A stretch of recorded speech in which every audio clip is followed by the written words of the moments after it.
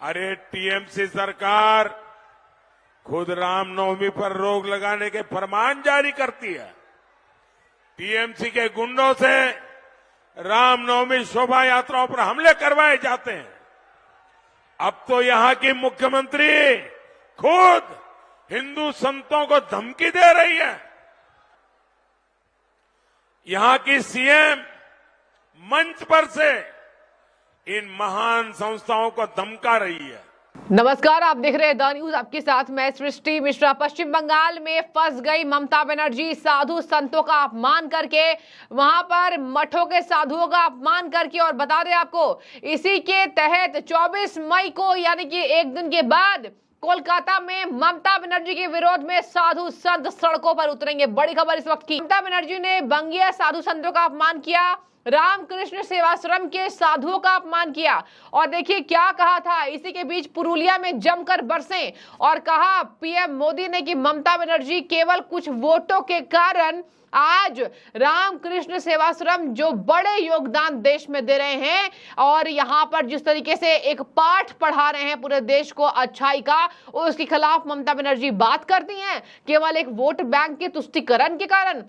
और बता दें, ममता बनर्जी के खिलाफ बंगीय सन्यासी, रामकृष्ण सेवाश्रम के संस्था के साधु संत और यहां पर वीएचपी यानी विश्व हिंदू परिषद भी सड़कों पर उतरेगा 24 मई को। ममता बनर्जी ये कान खोलकर सुन ले। साथियों, बंगाल में आपकी आस्था पर आक्रमण करने की जिम्मेदारी टीएमसी सरकार ने ले रखी है। टीएमसी के नेता कहते हैं कि राम मंदिर तो अपवित्र है। क्या राम मंदिर अपवित्र है? क्या राम मंदिर अपवित्र है? क्या टीएमसी के इरादे अपवित्र है कि नहीं है? अरे टीएमसी सरकार खुद रामनवमी पर रोक लगाने के फरमान जारी करती है। टीएमसी के गुंडों से रामनवमी शोभा यात्राओं पर हमले करवाए जाते हैं। अब तो यहां की मुख्यमंत्री खुद हिंदू संतों को धमकी दे रही है। कृष्ण मिशन, इस्कॉन, भारत सेवाश्रम संघ, ये हमारे बंगाल की आध्यात्मिक पहचान है। यहां की सीएम मंच पर से इन महान संस्थाओं को धमका रही है। और इस धमकी ने टीएमसी के गुंडों का हौसला भी बढ़ा दिया है। पता चला है कि जलपाईगुड़ी में रामकृष्ण मिशन के आश्रम में कल रात को तोड़फोड़ की गई है। आश्रम में काम करने वाले कर्मचारियों के साथ मारपीट की गई है, उनको धमकी दी गई है। ये बंगाल को अब किस तरह ले जा रही है टीएमसी सरकार। कभी बंगाल में रामकृष्ण मिशन को धमकियां मिलेगी, आश्रम में तोड़फोड़ होगी। क्या किसी देशवासी ने कभी सोचा था? लेकिन अपने वोट बैंक को खुश करने के लिए टीएमसी सरकार हद पार कर रही है। रामकृष्ण मिशन का अपमान, हमारे संतों का यह अपमान बंगाल कभी भी सहन नहीं करेगा।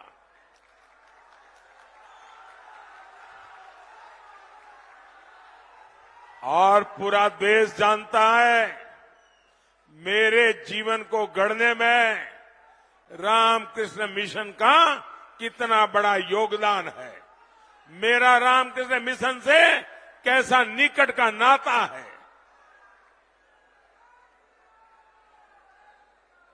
प्रधानमंत्री होने के बाद भी जब भी अवसर मिला, अगर रात्रि को रुकना था तो रामकृष्ण मिशन के सन्यासियों के साथ जाकर के रुकता हूं।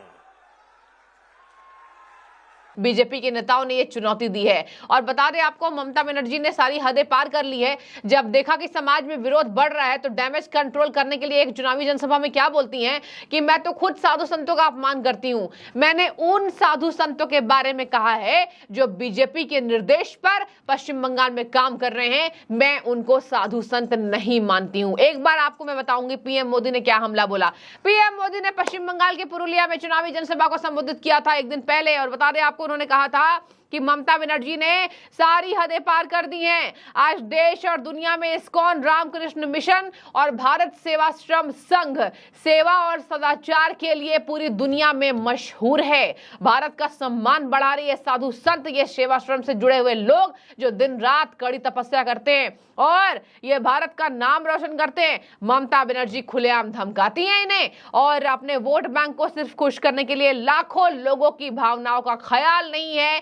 आध्यात्मिक गुरुओं का अपमान ये देश नहीं सहेगा। ये बोल है प्रधानमंत्री नरेंद्र मोदी के, जो उन्होंने पुरुलिया में जब ये खबर सामने आई कि साधु संतों का अपमान ममता बनर्जी ने किया है, उसके बाद उन्होंने कहा। ममता बनर्जी का क्या बयान था, सुनिए जरा। एक चुनावी जनसभा को संबोधित कर रही थी ममता बनर्जी हुगली में, और कार्तिक महाराज का उन्होंने जिक्र किया था। कहा था मैं उन्हें साधु नहीं मानती हूं क्योंकि वह सीधे तौर पर राजनीति में शामिल हैं और देश को बर्बाद कर रहे हैं। बनर्जी ने रामकृष्ण मिशन आरकेएम के कुछ सदस्यों पर भाजपा के लिए काम करने का आरोप लगाया था और कहा कि रामकृष्ण मिशन के सदस्यों को निर्देश दिल्ली से मिलते हैं। तो देखिए, अगर उनके ऊपर आरोप लगाने थे तो आप पर्टिकुलर नाम लेती। आपने कहा साधु संत दिल्ली में काम करते हैं, यानी आपने किसी साधु संत को नहीं छोड़ा, आपने पूरे साधु संतों को एक तराजू में तोलने का प्रयास किया। और आपको बता दें, ममता बनर्जी के ये बयान अनर्गल थे। वहां पर विश्व हिंदू परिषद भी इस पर जमकर हमला बोल रहा है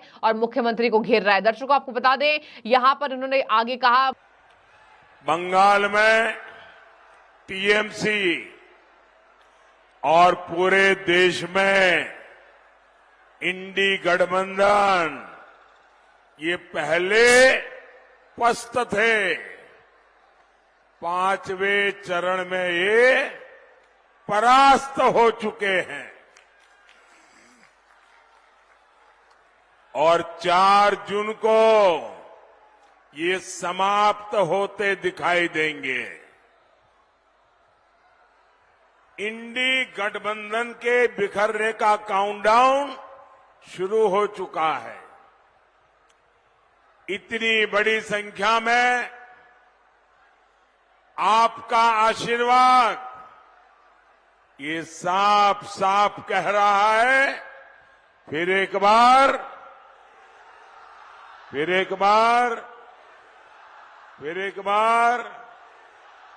आभार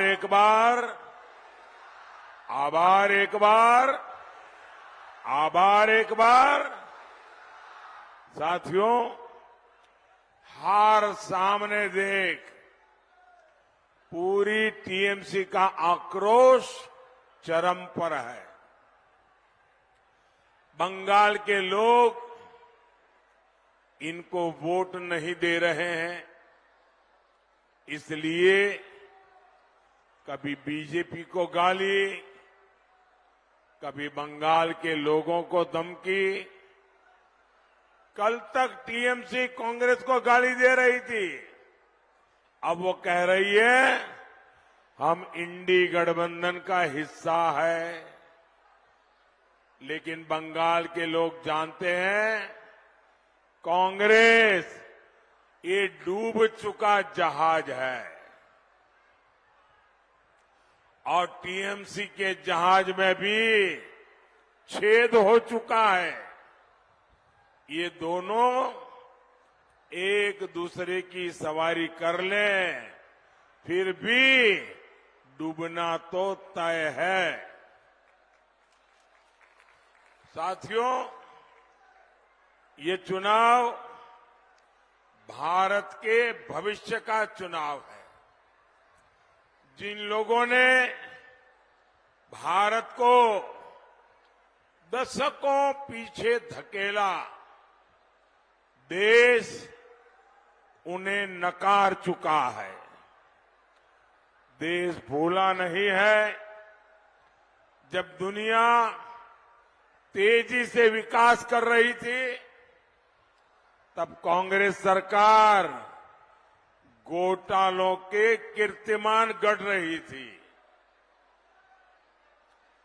दुनिया के देश हर पल आगे बढ़ रहे थे, लेकिन कांग्रेस पार्टी युवा पीढ़ी को पीछे धकेल रही थी। 60 साल तक ये लोग गरीबी हटाओ का ही नारा लगाते रहे। देश जानता है ये मोदी है जिसने भारत को दुनिया की 5वीं सबसे बड़ी अर्थव्यवस्था बनाया है। ये मोदी है जिसने 10 साल में 25 करोड़ लोगों को गरीबी से बाहर निकाला। ये मोदी है जिसने दशकों पुरानी समस्याओं का समाधान किया। कश्मीर से आर्टिकल 370 हटा, कश्मीर में आतंकवाद अब अपनी आखिरी सांस ले रहा है।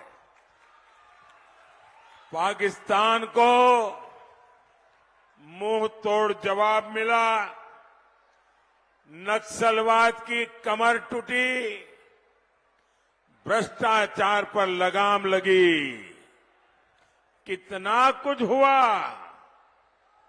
गरीब के इस बेटे ने गरीब के हर सुख दुख की चिंता की। गरीबों को बिना कट, बिना कमीशन के पैसा सीधे उनके बैंक अकाउंट में मिल। रामकृष्ण मिशन और भारत सेवाश्रम संघ के कुछ भिक्षु दिल्ली में बीजेपी नेताओं के प्रभाव पर काम कर रहे, सोचिए जरा। और यहां पर प्रभावशाली मठों को उन्होंने निशाना बनाया था।